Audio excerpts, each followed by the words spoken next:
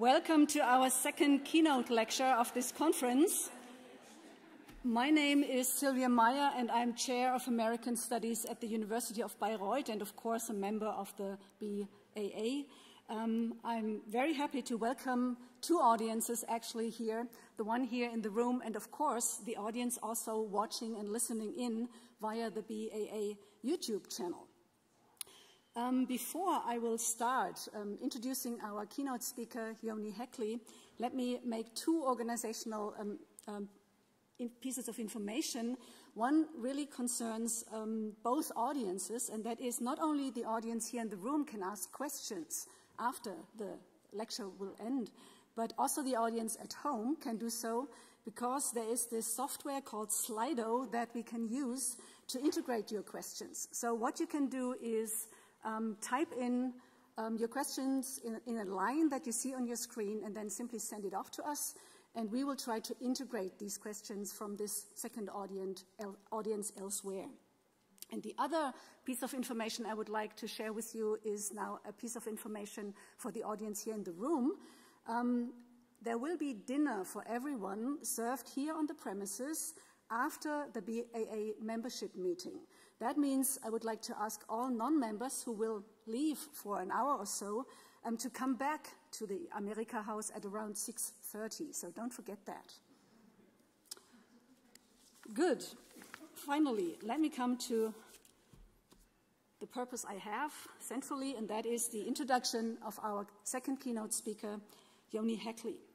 It is my great pleasure to introduce Jouni Häkli, Professor of Regional Studies at Tampere University in Finland.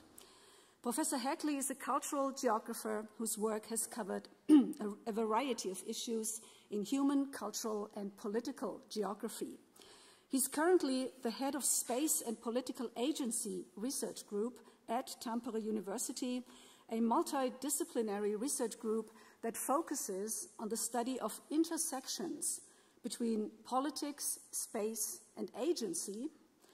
More specifically, a group that develops new perspectives in order to understand political agency and also political subjectivities in the context of, for instance, translocal politics, place attachment, very generally speaking, and I think the most recent research focus that the group has is a focus on forced migration. In other words, and more generally, Professor Häkli's research lies largely at the intersection of political geography and global and transnational sociology. Now, his studies have also focused on what he calls lived citizenship. Some of his more recent publications show this research focus, but they also show something that I was particularly happy about, namely they demonstrate the relevance of this topic of lived citizenship for both the social sciences and the environmental humanities. In 2020, for instance, he published the article Lived Citizenship, Conceptualizing an Emerging Field in the journal Citizenship Studies. In 2021, he published the article that made us, the organizing committee, aware of his work, the article entitled The Subject of Citizenship, Can There Be a Post-Human Civil Society? In the journal Political Geography. This is an article in which he engages the so-called ontological turn in the social sciences, that is, roughly speaking, the impact that the new materialisms have had on social sciences disciplines. This article clearly demonstrates that his work as a cultural geographer corresponds, I think, strongly with work in the environmental humanities, including my own discipline, and that is literary and cultural studies. Because in all these disciplines, social sciences and environmental humanities, our understanding of matter and materiality has undergone important development when it comes to key issues discussed in, let's say, the environmental humanities fields at least, namely issues such as language, consciousness, imagination, emotions, affect, values, or very prominently, meaning. Talking about the relevance of his work for the environmental humanities, I need moreover to mention his co-editorship of the volume Landscapes of Affect and Emotion, Nordic Environmental Humanities and the Emotional Turn, published in 2022, which discusses the contemporary emotional turn, so many turns are being enacted in his work. So the emotional turn in the humanities and its relation to space, place, and landscape. Now, interesting for me as a literary scholar has for quite some time now worked in the field of eco-criticism has been the mutual inspiration that has characterized the fields of cultural geography and eco-critical literary studies. Let me just mention a few areas of study that have profited immensely and are, I think, in fact, unthinkable without this mutual inspiration. For instance, any current ecologically informed study of sense of place in literary texts, the study of literary colonialism, post-colonialism, decolonization, immigration and mobility, and last but not least, issues such as ecotourism or environmental risk and resilience. Environmental citizenship, the topic of this conference, is of course one more very important issue, the study of which will certainly benefit, I think, from an entangled cultural geography and literary and cultural studies perspective. Now, however, talking so much about my own field, which is a bit embarrassing, but still it is important, I think, to show that there are these strong connections, we will hear the cultural geographer, the cultural and political geographer. Please welcome with me Jouni Häkli, who will talk to us about the topic environmental citizenship between unwarranted hope and unproductive despair. Welcome.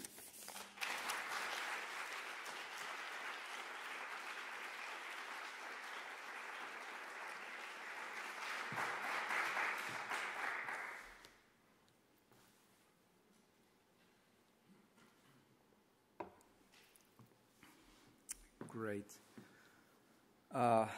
Thanks, Sylvia, for a very generous and profound introduction to my work. And I, of course, want to thank BAA and the organizers for the kind invitation to take part in this event. I'm, of course, honored for this possibility to share some ideas with you on environmental citizenship. I have to confess that this is by far the most literary studies-oriented context that I've ever spoken in. But at the same time, we've had a great, nicely interdisciplinary event so far, reflected in the many interesting, thought-provoking takes on the notion of environmental citizenship we've heard so far. Close reading of literary works, older and newer ones that reveal different interesting elements like individualism in the ways we tend to imagine environmental citizenship, all the way to discussions on indigenous cultivation practices and all the knowledge, deep-going, profoundly historical knowledge that this is based on, the interesting notion of bad environmental citizenship that really is a bit of a strange misnomer to some maybe, but I consider highly relevant window into the very deeply normative notion that citizenship, and particularly environmental citizenship, is. We've also heard about questions of food security and how immensely complex webs of connections, connectivities, entanglements, the food to the tomatoes in your local supermarket constitute.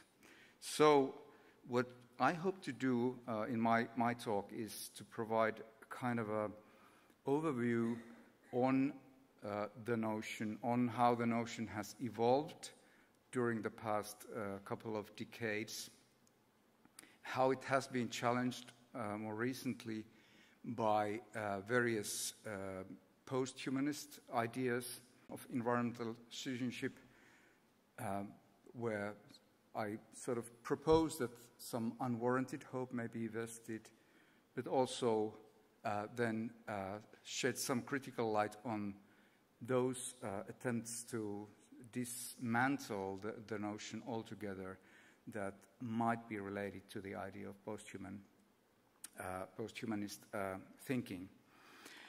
So this is what I try to contribute with my talk. And I should say that when I talk about post-humanism, I do it from my disciplinary perspective, from perspective of someone who, as Sylvia mentioned, has for quite some time tried to understand and theorize profoundly how we become political, what makes us political agents, how we get motivated, what makes us tick, why things stick to us, what is it that stand out as important elements in the society, in relationships we find ourselves in.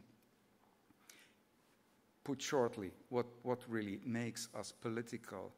And for someone who has tried to do this for quite some time, the idea that some post-humanist lines of thinking are proposing related to the subject have been really both interesting and to some extent also disquieting. So when I talk about post-humanism, I don't only look at it as a source of possibilities of rethinking things, which I think it is, and in important ways. I also think of it as something that challenges our established ways of theorizing social processes, events, and agency. So bear with me when I propose these ideas on post-humanism. I know that they are not the only possible ways of approaching this philosophical line of thinking, and I know that there are people who really are inspired by the possibilities that it offers. So this overview comes from political geography, cultural geography points of view, and from someone who is really interested in theorizing social processes, human agency. But let me begin with just a sort of call for urgency. This Tuesday, this week, we got the news that we have reached the highest average global temperature ever recorded. So this is just, of course, one signal among so many others that are telling the same message. We are in a profound crisis. We are living through something that we should desperately and urgently deal with. Some commentaries on this piece of news stated that this is the sort of death sentence, basically, to humanity. So quite dramatic tones of voices were aired. But this is just a window into the idea why we all are interested in environmental citizenship. And not least those who are in charge of developing and designing policies. So one recent example is European Commission's proposal for a directive that is just currently being handled in European Council and soon will be handled in European Parliament and most likely will be accepted and will be influencing our practices as consumers. Directive on empowering green consumers. So the European Commission wants to empower consumers to make informed and environment-friendly choices when buying products. So this nicely captures one of the two dominant ideas of what environmental citizenship is that circulate currently in the policy domain. I underline this. This is in the policy domain. This is among those people who try to steer our actions and try to legislate on our practices. So the dominant idea of environmental citizen is someone who is environmentally aware, capable of making informed and impactful choices. So this is often then, of course, citizens as consumers or clients making choices between service providers, for instance, whether to take taxi or to take a bus or train, or whether to fly somewhere. And citizens in this role are seen as drivers for sustainability through their consumption patterns. Sustainability here, the thinking goes, is achieved through the logic of market steering by consumer choices. So this is a very familiar role that I'm sure we all find ourselves in at times. The European Commission clearly has a lot of hope vested in this person, in this subject of citizenship. And the sort of carrot in the cake is that citizens, businesses, and governments share the benefits of this green transition. So everybody wins. It's a win-win-win. Everybody wins, and we also get a nicer, healthier planet as a reward. And this is how the European Commission details what the initiative aims at. Firstly, to ensure the smooth functioning of the European Union's single market, this sounds familiar, for the benefit of both consumers and traders. Nice. And then to promote the role of consumption in achieving the European Union's climate goals and protecting the environment. So the citizen consumer making informed choices is seen here as one of the keys in driving sustainability. Zooming from the European Union policy context to a national one, in this case the Finnish National Agency for Education. The agency has a very strong agenda for environmental education. They strongly promote education for environmental sustainability. And here we come to the second dominant idea of environmental citizen circulating in the policy domain. In this idea, citizens are subjects of learning whose environmental awareness and citizenship can be cultivated. Malleable subjects that are not quite there yet, but they can learn. They can be more acknowledgeable. They can be more aware of where we stand. So this policy idea views citizens as citizens in the making, as potential future agents of sustainability. And therefore, environmental education mostly is aimed at children who are in school. Ranging from preschool all the way to the university education. But there's increasing emphasis also laid now, at least in Finland, also to adult education, because there's a growing awareness that we don't have time to wait for the next generation to come to the arena with their sort of greened minds. We need adults to adopt new practices sooner than that. But anyways, the emphasis is on education for environmental responsibility. And this is often done under the rubric of environmental pedagogy.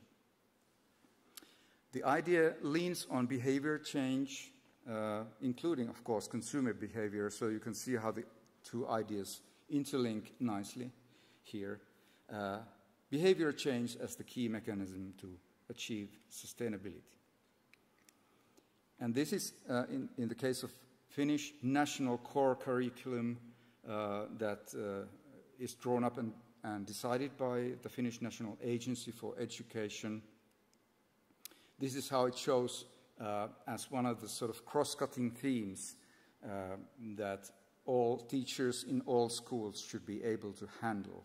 So the idea with these so-called transversal competencies is that independently of what subject the teacher is teaching, the teacher is able to bring in elements of sustainability issues to the teaching. For instance, if you teach mathematics, you would choose examples where that sort of reflects sustainability goals instead of using some other examples or abstract notions.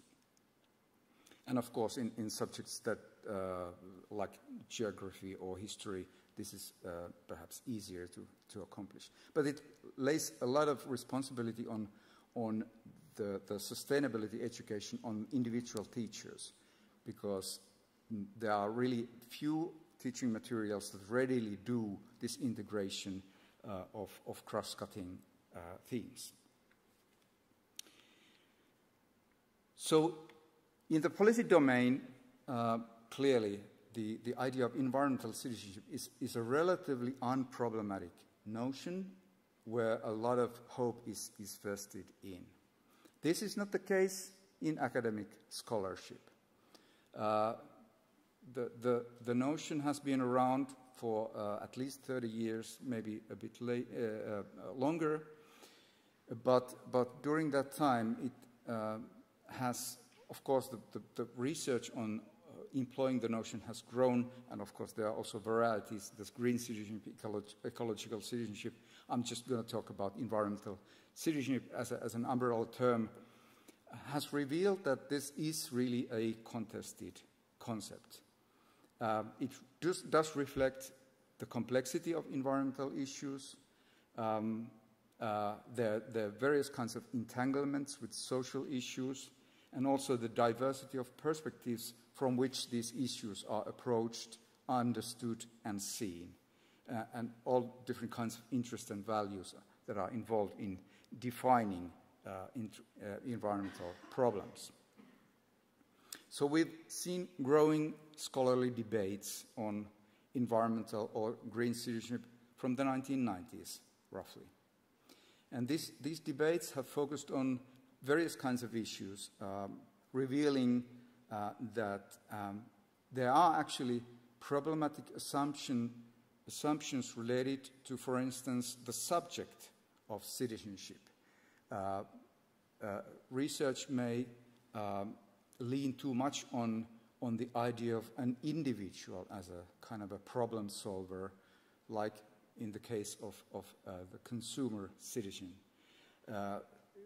Linked to this is overblown expectations on how rational people are when they do make choices as consumers.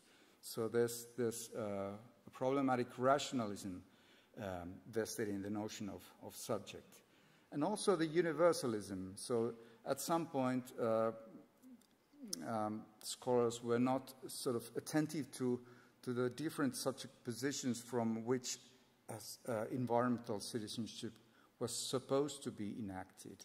So it of course intersects with class, race, gender, sexual orientation, all kinds of social stratification elements, and therefore complicates the idea of a universal subject. There also have been criticism on unexamined ideas of what citizenship is as such, and for whom it is accessible. So citizenship often is seen as a question of legal status, allowed by nation states to their citizens, and in this sense, of course, the question of belonging to a national community is a contested one.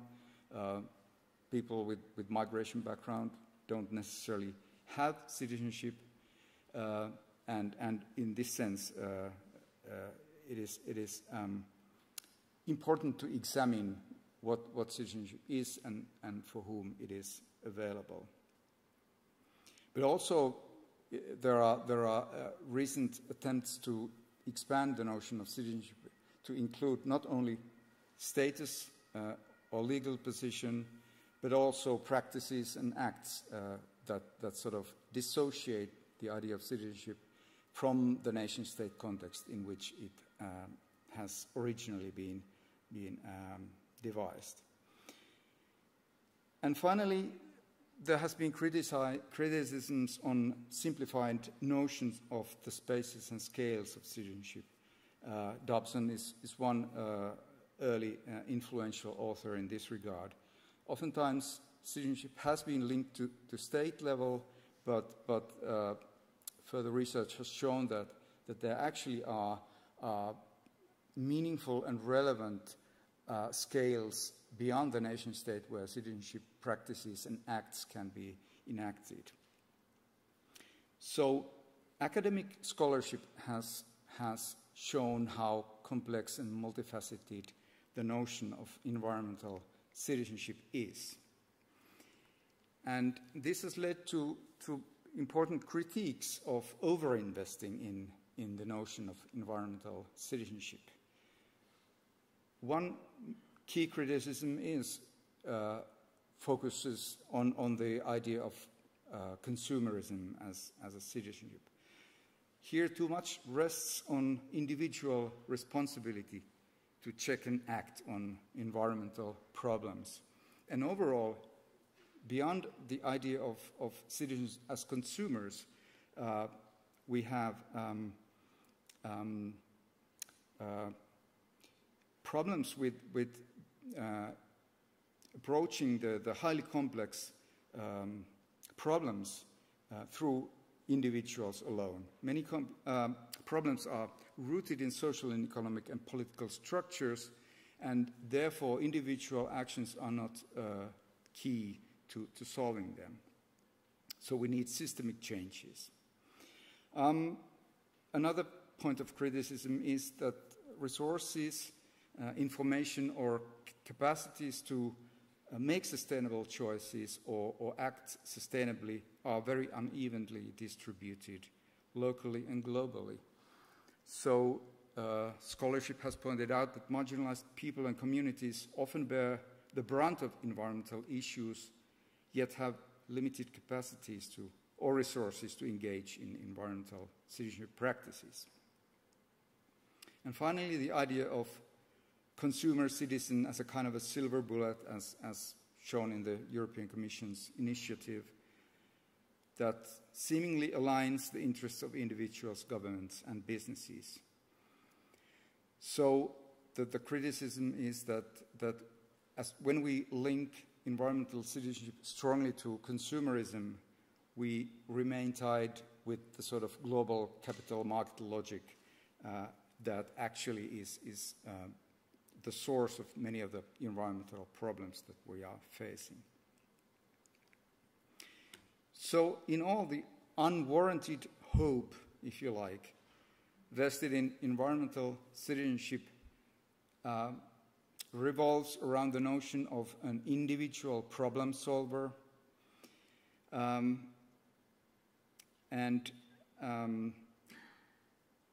in the face that the impacts of human activities on the environment and active efforts to mitigate problems actually constitute a very normatively complex and contextually variable and ethically and politically multidimensional bundle of issues. So the individual problem solver has its limits in this regard, of course, and therefore we should maintain realistic expectations about environmental citizenship and recognize the inherent diversity and contradictions in the notion, and also the need for broader systemic transformations to address environmental challenges.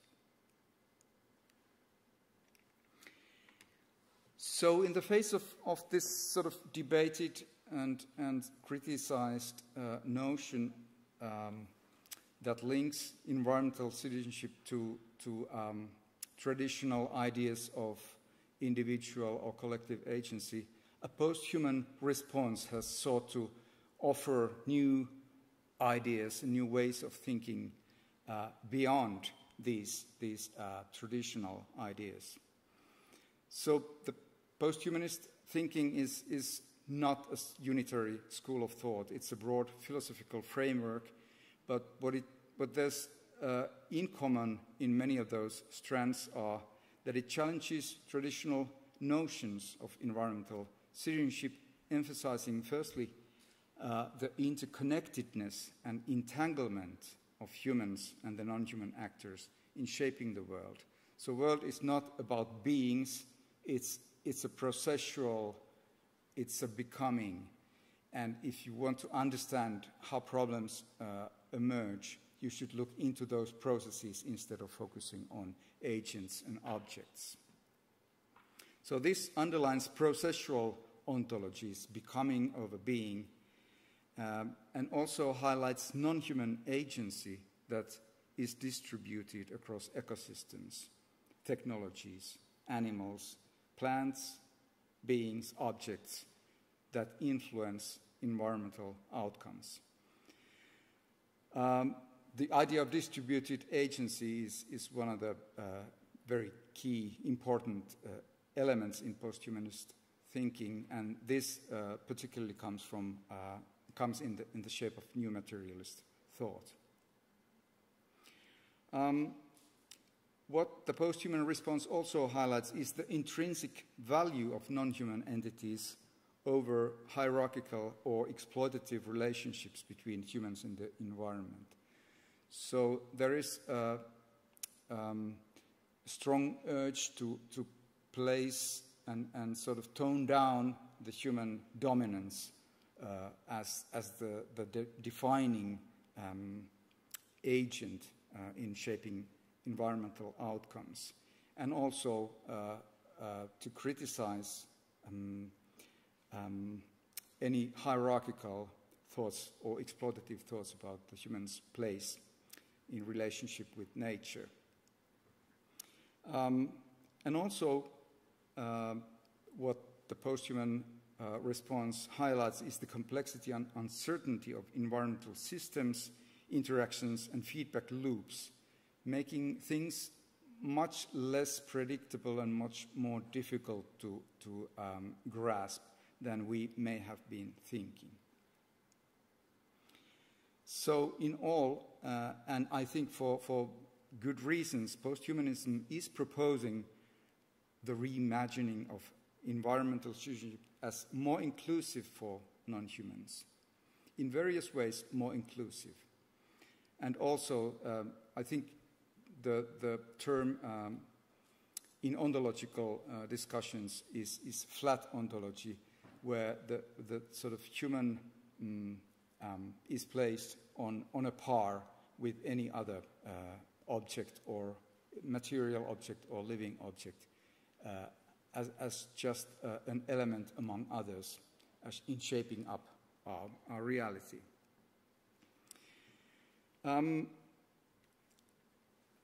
I fully endorse those motives behind the post-human response, because I think that the goals are very valuable. We need to step down from the idea of human mastery over nature. We need to step down from the idea of individual autonomous agency that is rational and capable, and we need to recognize our multiple interdependencies with natural environment.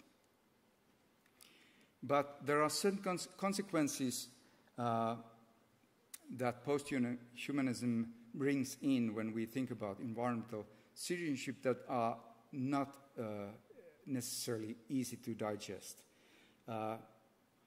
When we blur the boundaries of human agency, this necessarily, of course, complicates not only the idea of how agency is constituted, but also how responsibility for agency should be conceived of.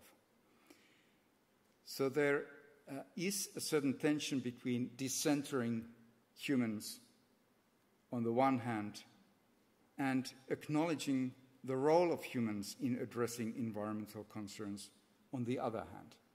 So there's maybe to some scholars it's a creative tension, but for me it's an unresolved tension between arguing that humans are not actually the players in shaping up reality, and then on the other hand saying that we should actually do something, we should bear the responsibility for the actions that we've already created and the outcomes that we've caused. Another difficulty is with post-humanist thinking is that it sort of provides, for reasons linked with the first point, provides a somewhat unclear moral framework for humans and non-humans, accountability and responsibility as citizens. We can sort of fairly easily conceive of non-humans as rights bearers. There was talk about yesterday on rivers having rights. But it's much more difficult to envision the idea of rivers as bearing responsibility for this co-created agency that they have. So it sort of brings in unclear elements on how we should value and evaluate human agency in view of the agency of other non-human elements in nature. Also, of course, for this reason, intentions are very difficult to attribute to non-human entities, and when we can't attribute intentions to, let's say, a river, it's much more difficult to say why they would be responsible for the consequences they cause. And finally, the sort of non-anthropocentric ethics is fairly difficult to translate into practical guidelines for citizenship. So when we need sort of practical advice on what to do, the non-anthropocentric idea of ethics is fairly difficult to combine. So what I see as the risks of related to post-human ideas of environmental citizenship is that it dilutes responsibility, individual and collective. It diminishes human agency and autonomy, and complicates the attribution of moral duties and rights as part of environmental citizenship. So these are my sort of reservations on the potential that post-human thinking has when we bring it to the concept of the context of environmental citizenship. And this has led to what I conceive of as unproductive despair about environmental citizenship. So with post-humanism that duly encourages recognizing the interconnectedness and equal value of all forms of life and non-human entities, this is commendable, but if this comes at the price of profound pessimism in regard to the human is seen only as a cause of environmental problems without capacity to solve them, I think this is unproductive.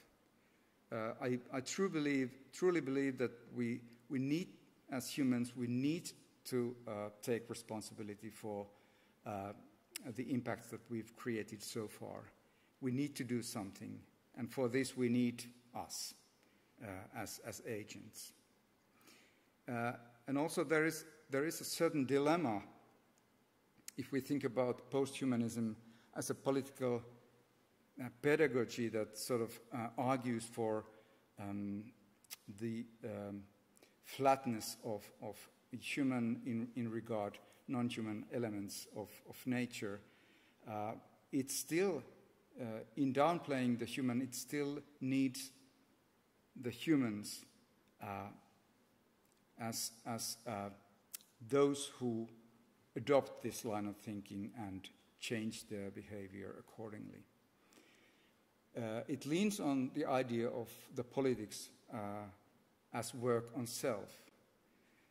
There's no point in giving a lecture on post-humanism unless you think that your audience is listening, paying attention, and maybe getting new ideas and disseminating this line of thinking with all the good potential that it has. But it ultimately depends on us humans to become alive.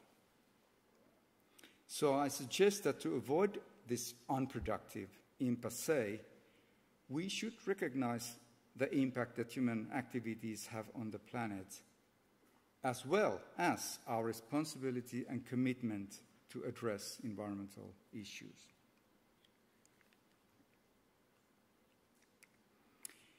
So why hold on to this troubled notion, to this disputed, contested, contradictory, partly internally incompatible notion? I think with all its complications and problems, environmental citizenship nevertheless provides a framework for legal and political action that is rooted in human rights and responsibilities. So it allows us certain language that can be linked to existing regulatory systems. It's not necessarily easy to do it, and the probably need it needs a lot of struggles to do it, but it's possible because we have this notion as a kind of a unitary framework. I also think that if we retain focus on human agency and responsibility, we are able to sustain a sense of personal and collective accountability and motivation to take action. So without, if we sort of strongly believe in distributed agency where we just blend in with the happening of the world, we might easily allow ourselves to sort of step down and say, hey, it's not me, it's the becoming of the processual that is happening. I'm just part of it, and my agency doesn't really matter as such. Environmental citizenship, I think, also provides a relatable language for communicating the urgency of environmental issues. So it's a notion that rings bells. It's easy to relate with the idea of citizenship because it's an established notion, and there is a lot of understanding already out there what it allows and what it demands from people. It also, therefore, I think, helps mobilizing public support through appeals to shared values, which, again, support policy changes.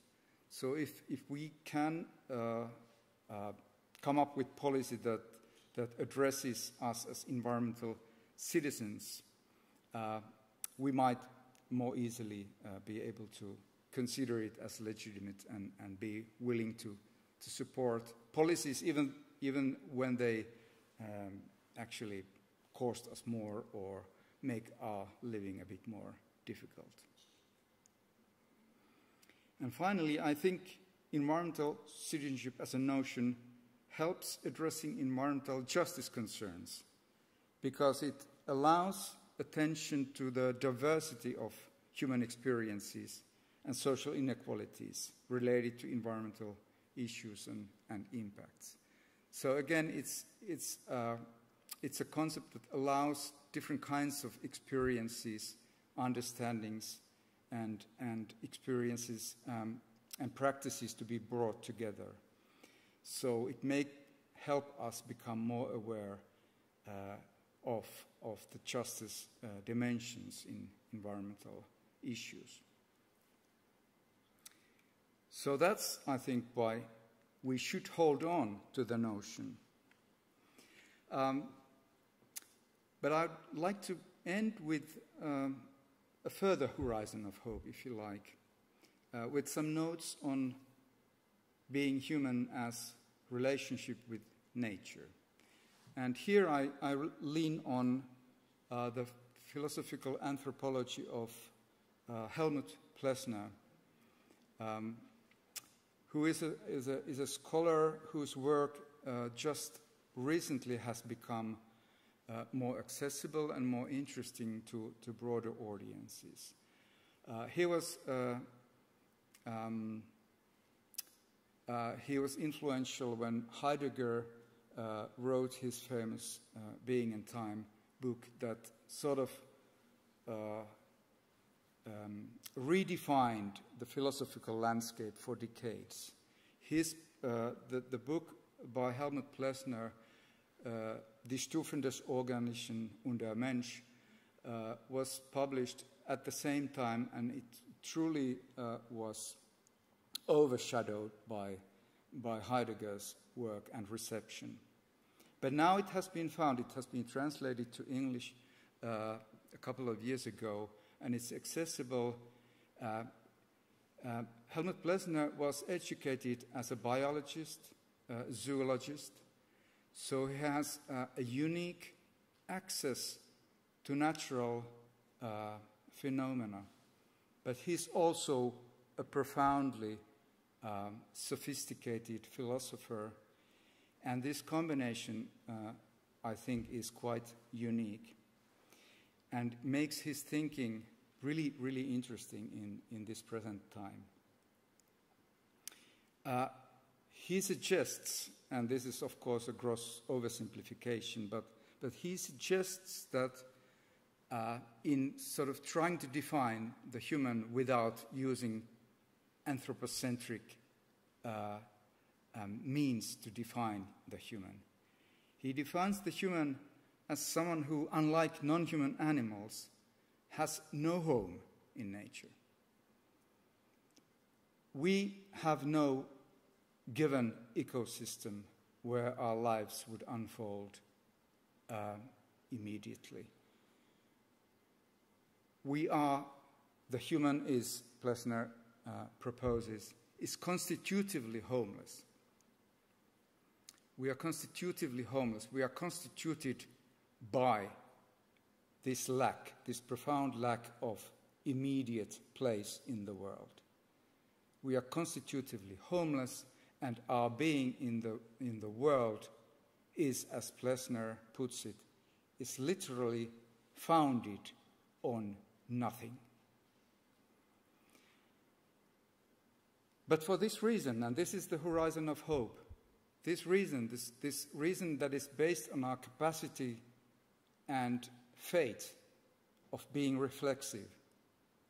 For this reason precisely, the human has the capacity to grasp the contentious commonality of all that is alive and can emphasize the relationship with, in which he sees himself as connected in his own way with all that is alive. So this is how Plessner proposes a relationship with nature as the position where humans find themselves. He calls this position eccentric positionality. Animals, in Plessner's thinking, are centric. They exist now and here. They have ecosystems. Their existence in nature is immediate. Plessner is not talking about domesticated animals, which brings in interesting elements to his thinking. I don't know if somebody has done that already, but he's talking in the level of wild animals here. Animals are centric, but humans are eccentric, which means that we too are animals in the sense that we are embodied and we are here and now. But that's not all, and that's not what defines us. What defines us is precisely the fate that we are reflexive. We are always also not here. And that is what makes us homeless.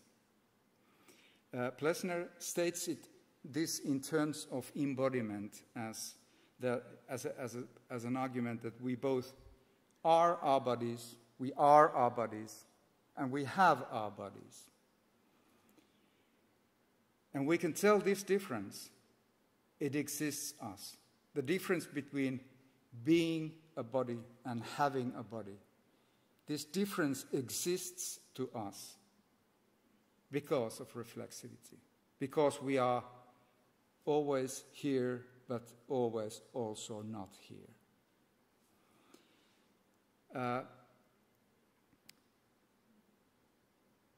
Being a body is a familiar condition for everybody, but so is having a body. I have a tennis elbow, and every day this tennis elbow reminds me that I have a body. It causes pain when I try to lift something. But nevertheless, I am this body. I am this hand. So I am this body and I have this body. And through this reflexivity that I have, that positions me as an eccentric being, I have the difference. This is an intriguing way of thinking about human being in the world. I encourage everybody to have a look at Plessner's thinking. What is peculiar about human being is that the human not only lives and experiences, but also experiences oneself experiencing. We are fated to always potentially becoming aware of ourselves, being aware of ourselves.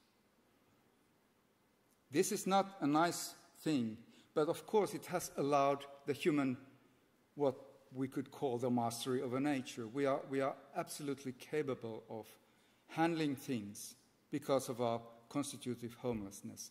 And that's what we've been doing forever. And we've really ruined the planet in doing so. But the horizon of hope lies precisely there. We could turn this reflexivity upon our own actions and bear the responsibility. Because of the eccentricity, Plessner writes, the human is moral by nature and has conscience, the source from which ethical life and concrete morality flow.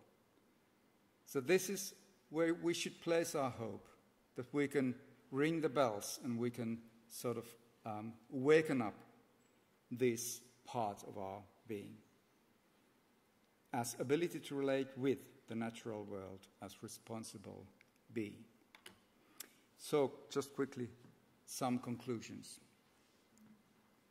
So what I'm proposing between unwarranted hope and the sort of overly individualized, overly capable environmental citizenship, and the unproductive despair linked with the idea of the human as non-existing, incapable of the cause of all problems, I propose lies human responsibility for and relationship with nature.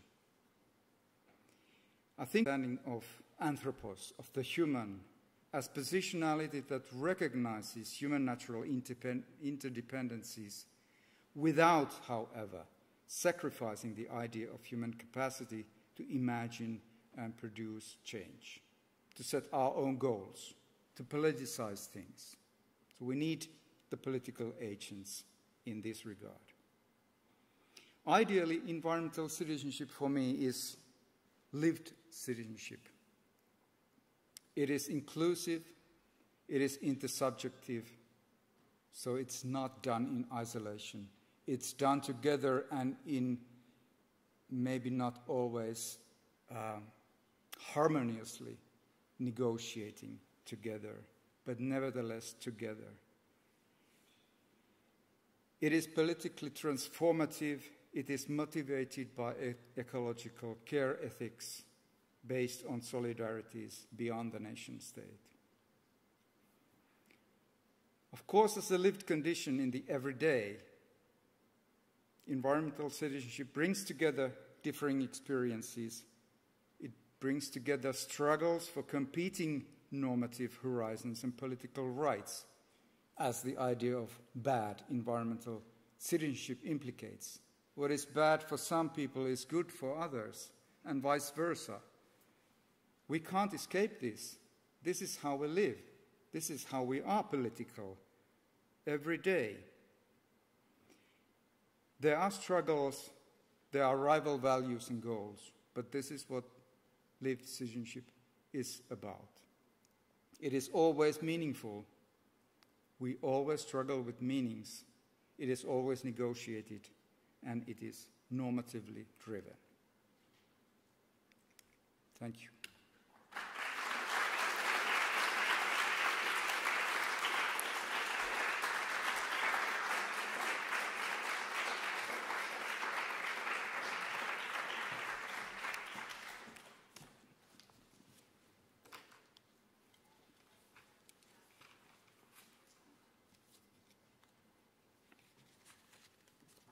So, thank you very much, Jouni. That was, I think, very inspiring. I think I really like that you now introduced to this conference a more philosophical line of thinking, as you said. I think there are very important ontological, ethical, but also then epistemological questions that you all touched upon to a certain extent by using this, indeed, very diverse conceptualizations of what is called post-humanism. So I would like to immediately open the floor to questions, both here in the room, but also back at home or wherever people may have listened in and watched. Yes, there's a question. Yes, thank you for your talk. This is really, well, I have three, but I'll just ask one for now, and maybe I'll talk to you later.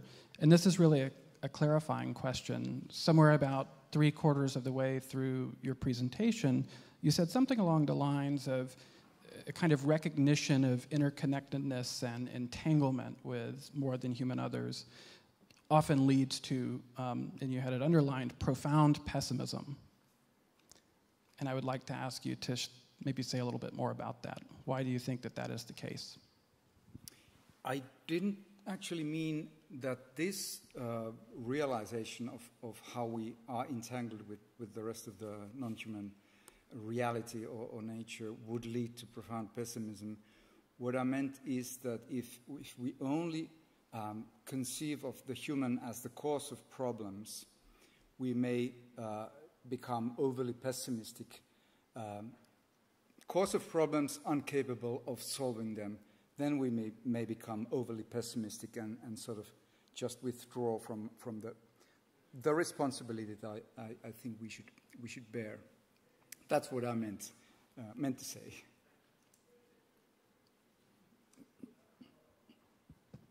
Ulf Reichert.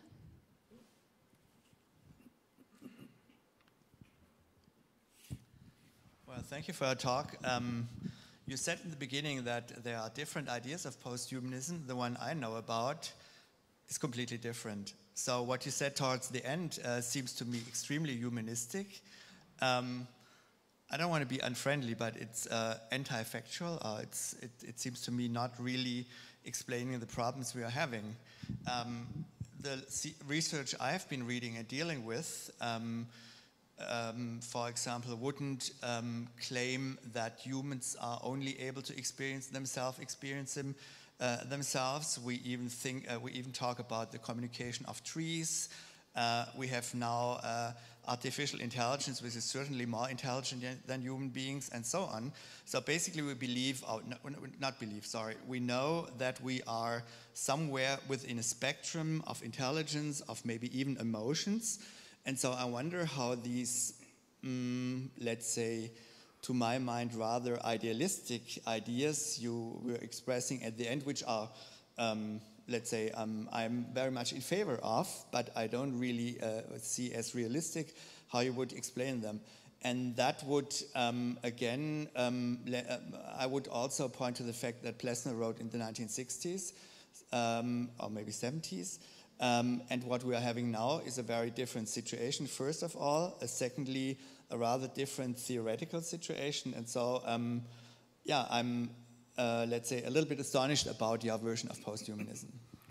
Yeah, like I said, there are different understandings of what posthumanism is, and oftentimes I think people consider it in a fairly simple terms as simply moving beyond the idea of human as the center of everything, and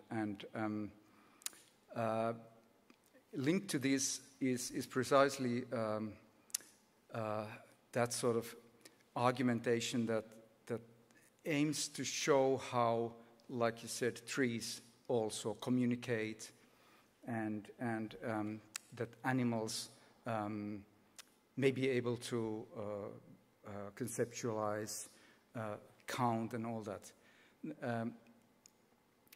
I don't argue against those capacities that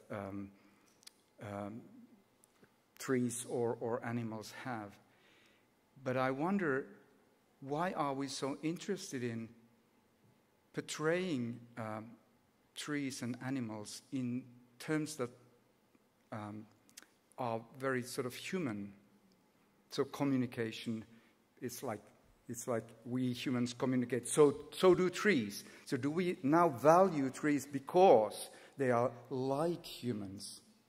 Do we value animals because they portray traits almost like humans? So I consider this a kind of a stealth anthropocentrism that sneaks in, because even though we sort of only try to value those elements of nature beyond the human, but somehow we sort of seem to be holding the human as the measuring stick still.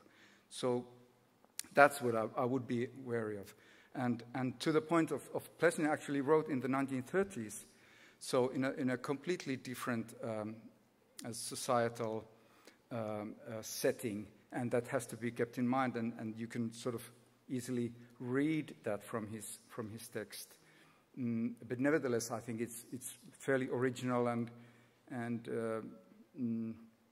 there are post-humanists who read Spinoza, and that happened even much earlier. So I don't think we can sort of easily place authors to history in those terms. But certainly, it's good to be aware of the societal settings and situations in which authors have been carrying out their work. Volker Debkat? Yeah, thank you for your talk. I want to come back to your final, rather optimistic idea about environmental citizenship being normatively driven. And I'm wondering, where do these norms come from? I mean, norms are always the result of power struggles, of economic interests, whatever. So who defines the norms that should then drive economics or environmental citizenship in your sense? Yeah, that's basically the question. So where does somehow this whole social, economic, political, cultural context comes in defining these norms that then should guide environmental citizenship in your reading? Thanks. How I understand the idea of normatively driven is that the norms are something that we constantly negotiate, and we do that in our everyday engagements with each other. Of course, there's there's a whole moral philosophy that sort of starts from the idea that morality is somewhere above our heads, and it's kind of almost like a written law that we sort of relate with. But I think normativity is more like a lived condition, and therefore it's sort of it's not fixed. It's simply about the evaluations of what is desirable and what is not, what is good and what is bad. Sure. But especially in the field of somehow environmental protection, all eco-politics, I mean, normative and the negotiations of norms somehow suggest that we can at least agree in which kind of reality we're living on. But this seems to be the problem, that we cannot even agree on the reality that we are currently faced with. So some people simply deny that there is something like climate change. Donald Trump wanted to look into climate change. So, I mean, the very basis for negotiating norms seems to be that we can at least agree on living in the same kind of reality. And this is where, obviously, the problem today already starts. Yeah, I think you're right in the sense that if we think about norms as something that we could sort of agree upon or have an understanding of, you're absolutely right. But for me, normativity is more about this ongoing negotiation of what is good and what is bad, basically. How we evaluate each other's actions and our own actions. That's normativity in my understanding. And citizenship is a notion that sort of is deeply normative in this sense, because it really doesn't make sense to conceive of citizenship as something that is somehow inherently negative or bad. It can be that for some people, but there's the negotiation then, and you might defend your own actions in view of someone else's judgment, convinced that what you are about to do is good.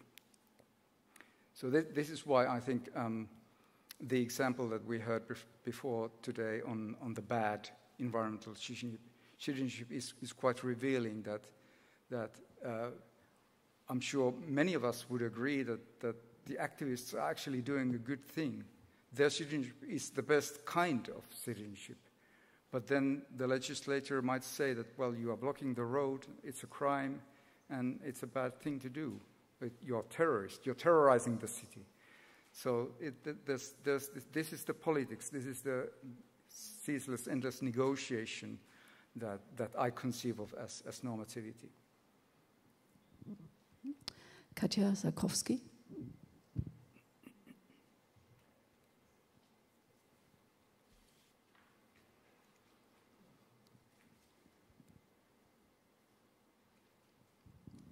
Well, thank you very much. My question is still somewhat half-baked because I'm struggling with two different levels, I think, but maybe you can help me with that. I understood you to invoke Plessner's anthropology in order to argue for human responsibility, right, in light of post-humanist dissolution of responsibility in a web of agencies. And I can perfectly relate to that, the reestablishment of a sense of a human responsibility. What I'm struggling with is how that connects to environmental citizenship as something that is relating to some form of community, and this is where the scales come in, right? Even if we think environmental citizenship, I think, as has become clear here, as something that goes beyond the nation state, that has a different reference point than the nation state. I'm wondering, does it follow that, for instance, the species, because I read your reference to Plessner as form of species thinking, right?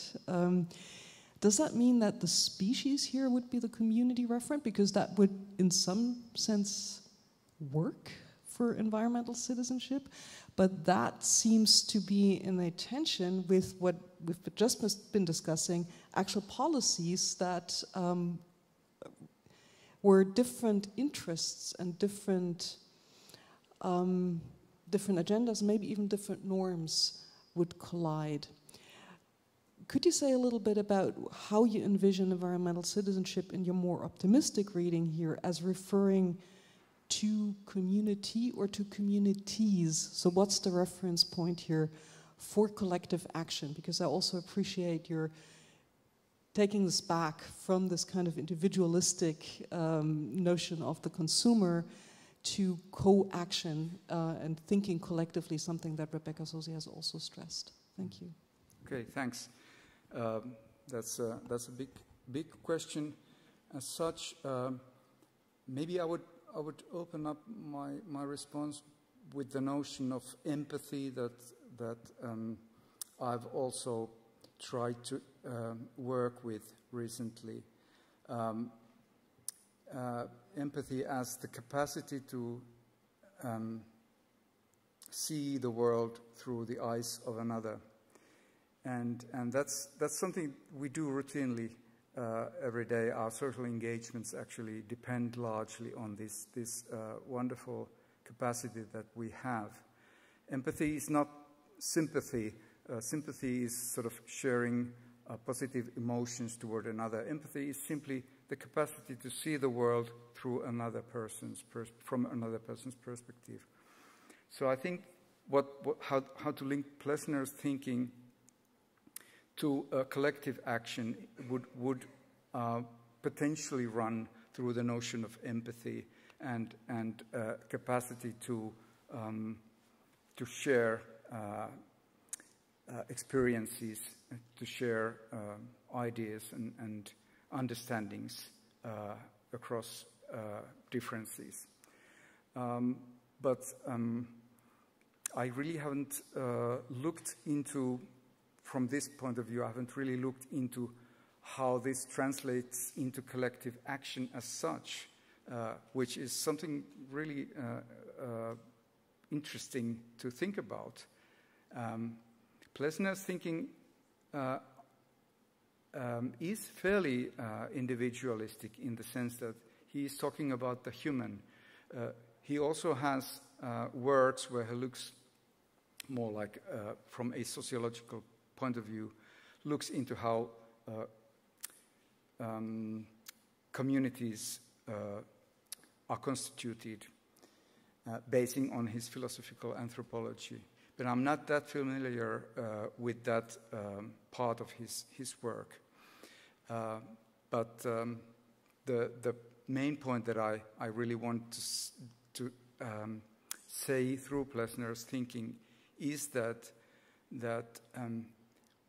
I think what I see as the horizon of hope is precisely in our capacity.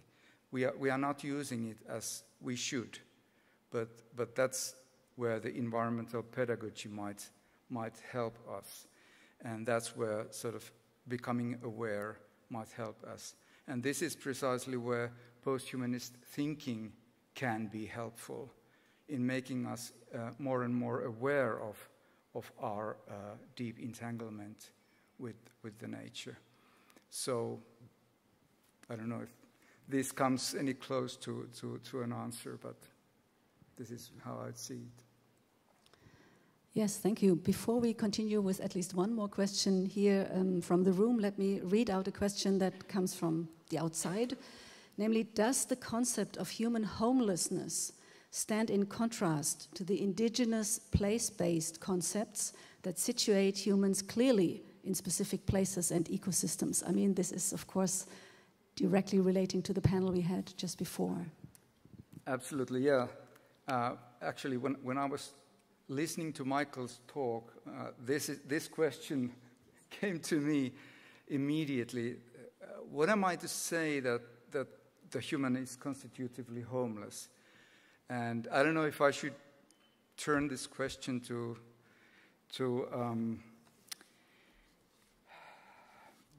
Michael to ponder on, but I would perhaps say that the level on which Helmut Plessner is thinking about human homelessness can be also seen in the indigenous ways of life.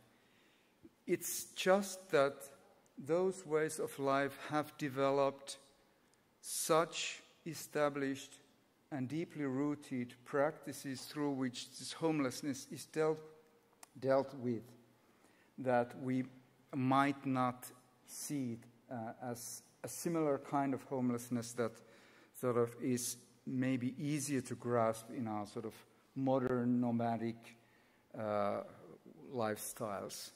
So my response would be a cautious yes. The idea of homelessness also applies to indigenous ways of life. It's just that it's culturally constituted in a very different way. Thank you. Now, Stefanie Schäfer, is that right?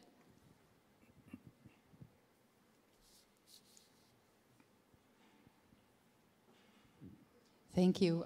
I also wanted to just point out that in your concept of posthumanism, as I understood it, it builds on a kind of a species thinking, and if you use that kind of species thinking, you obviously automatically cement all the structural inequalities, the power structures that are, at work inside this human species that we are on the planet. So there's an actual risk in that kind of thinking, in the way that I understood your argument. I had a second point that I wanted to make, going back to one of your slides about the EU Green Deal, in which you marked the concept of environmental citizenship, which talked about the purposes of this program, namely to ensure that the EU single market keeps running and that, all EU citizens are educated to be good consumers, empowered consumers, and just keep buying the stuff. And you said win-win-win when you commented on this, and I understood you to be ironic, but now I'm not so sure anymore, because it seems that, this concept of environmental citizenship, to me, from what I garnered from your talk, all breaks down to consumerism. And I wanted to invite you to think beyond the consumer and actually go back to maybe a critical notion of the citizen. Yeah, I certainly am not proposing consumerism as anything like a dominant idea in environmental citizenship. It's hard to brush it out altogether, I think, because if you think about the everyday life in which people, the everyday lives that people lead, they do make those kinds of choices all the time, and for some people, they're maybe fairly important parts of their identity, building and all that. I don't think that's very impactful, though. But it's a way of practicing your environmental citizenship. It's a way of being environmental subject. So I wouldn't want to say to everybody that